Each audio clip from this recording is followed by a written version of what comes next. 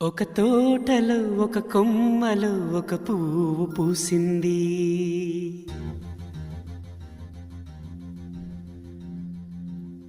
మహారాణిలా మహాలక్ష్మిలా ఆ పువ్వు నవ్వింది.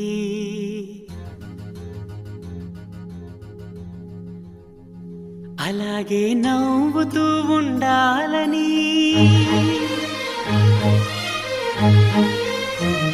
అలాగే నవ్వుతూ ఉండాలని నింగి నేల వాగు వంక చెట్టు చేమ గువగూడు ఆశీర్వదించాయి.